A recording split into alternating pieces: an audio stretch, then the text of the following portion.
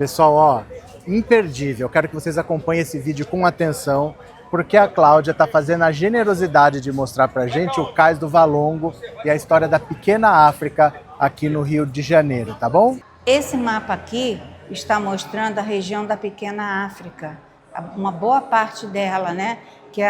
Corresponde mais ou menos à região portuária do Rio de Janeiro.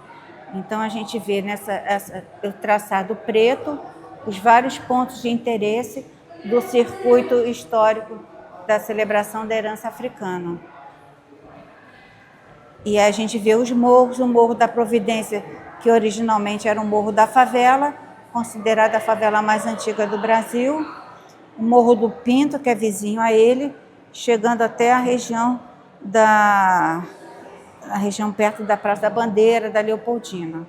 E tem uma parte da pequena África que não está nesse mapa, que é a região da Praça 11, Cidade Nova. Então vamos começar aqui, Cláudia. O que a gente tem aqui do lado? A gente tem um belo exemplar de um baobá. O baobá é uma árvore nativa da África e da Austrália. E assim, só porque a gente vai dar um pequeno passeio pelo circuito histórico e arqueológico da celebração da herança africana.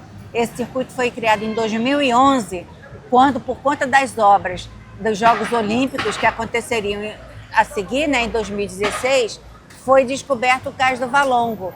E tem toda uma história que eu vou contando ao longo da caminhada, mas com a descoberta do Cais do Valongo e com a criação do circuito, eles plantaram mais recentemente esse exemplar de baobá e a gente espera que cresça, que fique igual os que tem lá na África. A importância dessa árvore para muitos povos da África daquela época, né, é que eles, quando a tradição era toda oral, os anciãos iam contando as suas histórias para os mais novos, eles se sentavam à sombra de um baobá e ele ia passando então toda a história daquele seu povo, toda a sua cultura.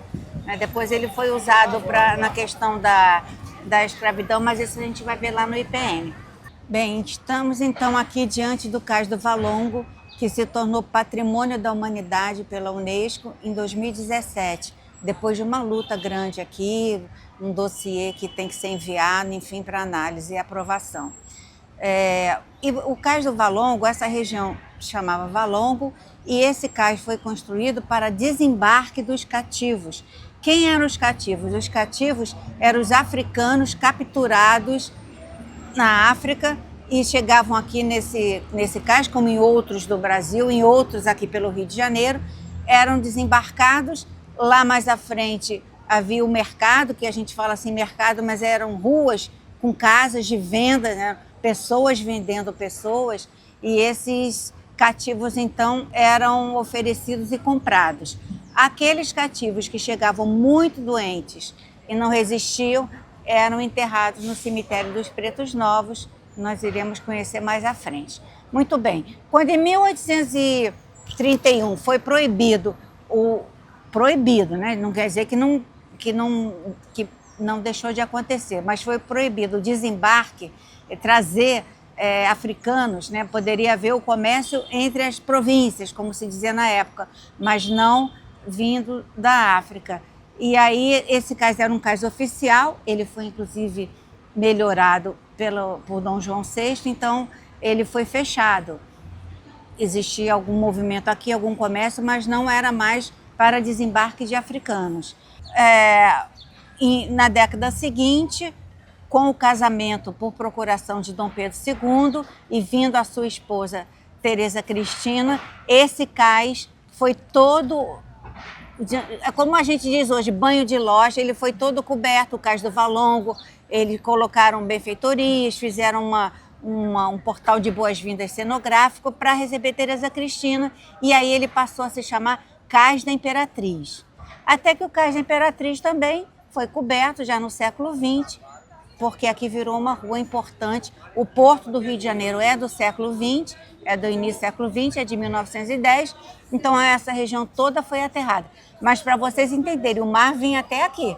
Tem a rampa, né, que é a rampa, o navio parava mais ao largo, eles passavam para embarcações menores e eram desembarcados aqui. Então, assim funcionava. E aí, como eu havia dito junto ao Baobá, quando as obras para os Jogos Olímpicos alcançaram essa região, o que acharam primeiro? O Cais da Imperatriz. Opa, mas aí o movimento negro veio em cima. A gente sabe que embaixo do Cais da Imperatriz tem o Cais do Valongo. Esse é o importante, essa é a nossa história. E aí continuaram as escavações, encontraram, houve todo um ritual aqui, vieram as mães de santo, vieram as pessoas, os descendentes dos africanos, para reconhecerem até objetos encontrados e tornar esse lugar realmente um lugar sagrado, né? Porque foi a partir da chegada desses africanos que todo esse quilombo, que é um quilombo urbano que tem aqui, o quilombo urbano da Pedra do Sal, foi originada. Muito legal. E aqui do lado, Cláudia, esse prédio aqui? Então, bem em frente aqui ao Cais do Valongo, nós estamos vendo os armazéns docas Dom Pedro II. Vale registrar que esse projeto foi de um engenheiro negro, o André Rebouças, irmão do Antônio Rebouças, 2 irmãos engenheiros negros bem conhecidos. O André era mais chegado a Dom Pedro II. Isso aí ia ser um grande armazém para estocar café e outros produtos para sair para exportação.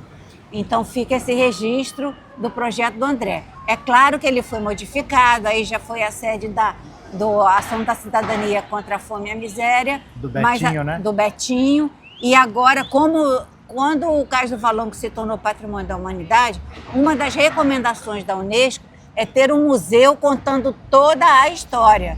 E ter um ponto inclusive para atender visitantes, os turistas. Então, provavelmente vai ser aqui, se a ideia é fazer nesse antigo armazém. Agora, detalhe, muitos defendem que ele deveria se chamar não Docas Pedro II, e sim Docas André Rebouças, claro, porque ele é o autor do projeto. Valeu. Estamos aqui na Gamboa, na Praça da Harmonia, e esse lugar tem uma passagem na nossa história muito importante, que foi a revolta da vacina. Então, no início do século XX, a cidade do Rio de Janeiro sofria de algumas epidemias, mas a mais grave era a epidemia da varíola. E então, como já existia a vacina tinha sido descoberta já no século XIX, o Oswaldo Cruz, que era como hoje o ministro da Saúde, ele resolveu convencer o presidente da República a obrigar todos a se vacinarem. E aí houve por que se revoltaram, né? Se revoltaram porque havia, primeiro, uma questão política. Então, os opositores do presidente da República diziam que isso era coisa ruim, você vai deixar sua mulher, sua filha mostrar o braço. Bom, tinha questão também de desconfiar, como sempre, vale ressaltar que aqui viviam, em sua maioria, os negros, né, e pobres em geral viviam nessa região. Então, eles já não eram olhados pelo governo, eles pensavam, não, isso aí deve ser alguma coisa para matar a gente. Agora, tinha uma questão também religiosa, porque essa região, como eu falei, era habitada em sua maioria por negros, tinha os seus próprios curadores, certo, curandeiros. Né, da tradição deles. Da tradição deles. A medicina que veio, a África trouxe mão de obra, mas trouxe também muito saber. Então, esse conhecimento, as pessoas naquela época confiavam mais nesses curandeiros do que na própria medicina, que era uma coisa meio incipiente ainda no século XX, no início. Então, eles falaram, não, nós vamos com os nossos mestres curandeiros, não queremos, tinha também essa resistência. Então, isso formou um caldeirão, e os políticos tocando fogo, né, como a gente sabe, houve uma rebelião em todo o centro do Rio. Praça Tiradentes, lá na Praça da República, enfim. Só que o que acontece? Onde se resistiu mais foi aqui, porque aqui tinha um líder, ele era capoeirista, ele trabalhava no porto, então ele liderou essa resistência em todos os lugares, se fez barricadas, porque derrubaram postes, pegaram madeiras de casas vazias, ferros de trilhos de bonde, na época tinha um bonde no Rio.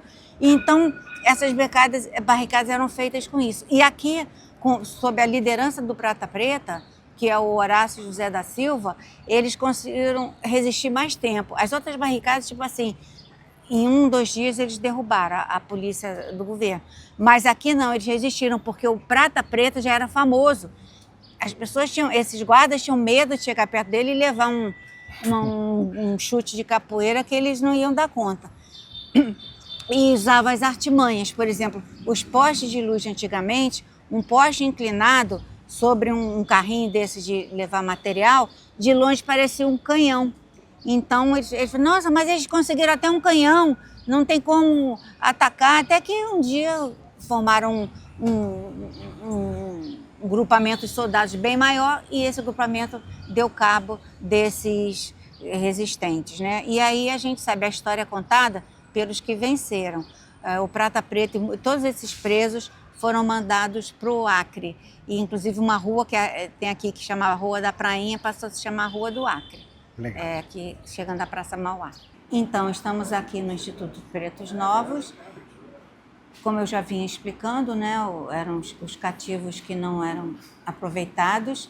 E depois dessa descoberta, que foi feita por acaso, uma obra um casal que comprou a casa para expandir o espaço para as suas filhas, encontraram essa ossada que depois a própria UFRJ, o Departamento de Arqueologia, confirmou que eles tinham encontrado o antigo cemitério dos Pretos Novos. Então, hoje virou esse museu memorial e tem esse espaço de exposição que começa por aqui a matriz africana. Vocês estão vendo que tem um mapa da África e tem ali alguns impérios. O Império de Gana, o Império dos Yorubás, dos Mali. Por quê? Porque a gente costuma sempre associar a África, o que vem da África vieram os cativos, né, que foram escravizados. Mas, na verdade, eram impérios assim, soberanos, tinham matemáticos, geólogos, tinham astrônomos, pessoal que entendia de minérios, tanto que os primeiros eram esses que iam para a região das Minas Gerais. Que é o que interessava, que era, né? O que interessava na época. Quando os portugueses viram que isso dava dinheiro, começaram a trazer com outras habilidades ou não, que aí eles queriam era volume para ganhar dinheiro. Mas de início a ideia era trazer esses mineradores que entendiam dos minerais preciosos. Então começamos pela matriz africana para ver que é uma matriz de saber, soberana e de povos bastante desenvolvidos. Pode falar. Aqui a gente vê, então, a linha do tempo vai numa ordem cronológica. Aqui, essa questão da árvore do esquecimento, nós temos o baobá, vimos o baobá, que era uma árvore utilizada, a sua sombra, para divulgar saber e conhecimento, mas aqui que eu digo lá, né, quando eles eram capturados, antes de embarcarem, eram obrigados a rodear o baobá, porque os portugueses, porque como eles acreditavam que a alma voltaria quando eles morressem, os portugueses faziam eles darem essas voltas, porque aí a alma não voltaria. É tudo trabalhar o esquecimento, né? Como se fosse cobrir o cais do Valongo de novo, era para trabalhar no esquecimento. E eles vinham como cargas humanas, uns do lado do outro.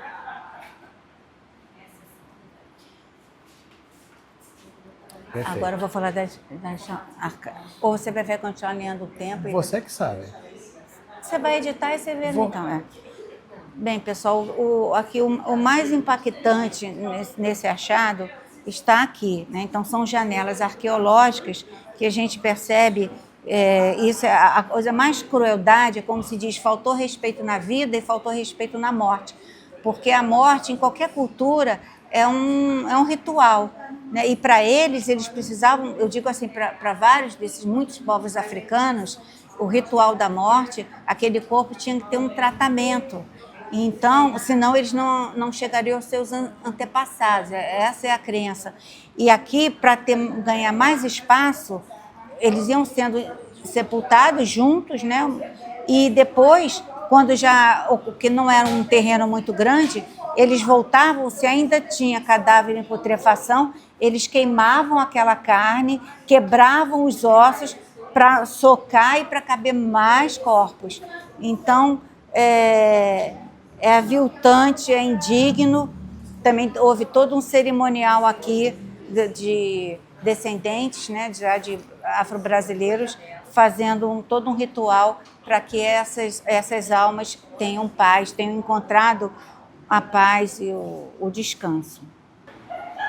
Essa exposição é que eles chamam de permanente ou pelo menos de longa duração. Então, são 3 momentos. Aqui é a matriz africana, que mostra que como as nações africanas estavam adiantadas. Peraí. Pode falar. Opa, peraí que viu. Pronto. Pode falar. Então, estou mostrando lá. Vamos lá. Então, aqui nós já estamos no INPN, Instituto Os Pretos Novos, que é um museu memorial onde se encontrou o cemitério, onde eram enterrados aqueles cativos que não chegavam nem a ser escravizados porque eles já morriam logo no mercado, eles já estavam muito doentes, já não eram descartados. Infelizmente a palavra é essa. E o lugar era esse aqui. Depois um casal encontrou, que comprou a casa, tinha uma casa sobre esse cemitério, e começa toda uma luta para que essa história não seja mais esquecida. Bem, pessoal, nessa área que foi escavada, vocês reparem que tem degraus de pedra, de terra.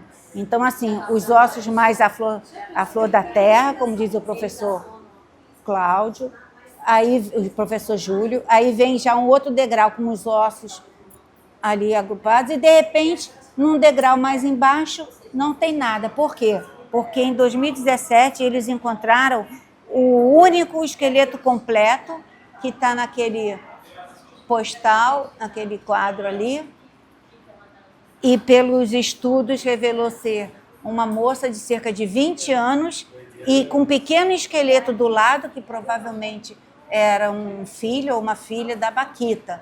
Por que ela foi chamada Baquita? Tem uma tradição na arqueologia que o achado daquele arqueólogo ele pode batizar. E o arqueólogo que encontrou a Baquita, ele é católico e tem uma santa negra, Josefina Baquita, que tem uma história também. Ela foi uma escrava, enfim. Ela foi uma escrava, foi levada para a Itália, lá ela ficou cuidando de crianças, depois ela foi para o convento, estou resumindo bastante, e ela ficou no convento e se tornou uma santa. E quando ela se tornou santa, que foram tirar os seus restos mortais, o corpo estava intacto. Ela não tinha sofrido nada.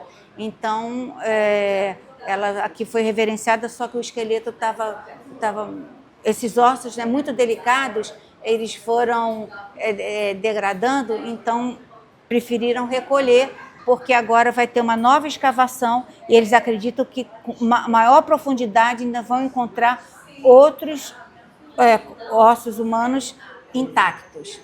Então, restou a lembrança da Baquita naquele postal. Bom, chegamos aí em 1824, né, já é a época de Pedro I, e a gente vai ver assim, alguns anúncios de jornal alugando ama de leite.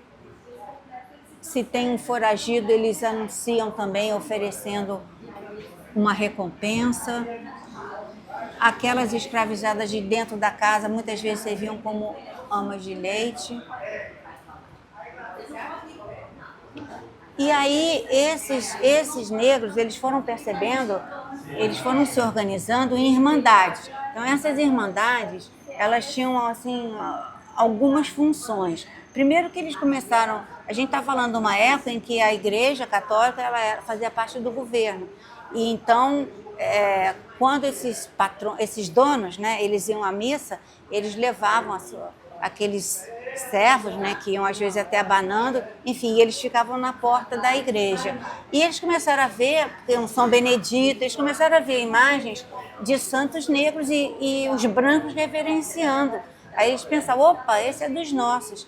Então eles foram se organizando. Então essa organização não foi só em vista religiosa, mas eles então ajudavam a manter, por exemplo, viúvas de irmãos, né, membros da Irmandade. Eles juntavam dinheiro para ajudar em fugas, para esconder escravizados fugitivos. e amparar. Né? Então, ou seja, juntos somos fortes. Então, essa era a ideia e algumas dessas irmandades de pretos ou pardos ainda existem.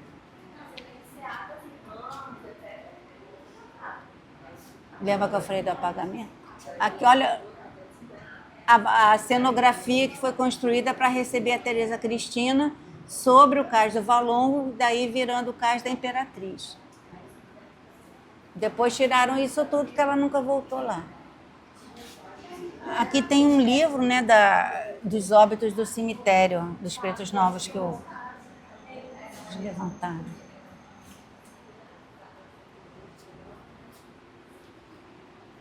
Aqui é muito interessante, aqui já é um trabalho artístico. O artista pensou numa réplica da Lei Áurea e jogou sangue por cima.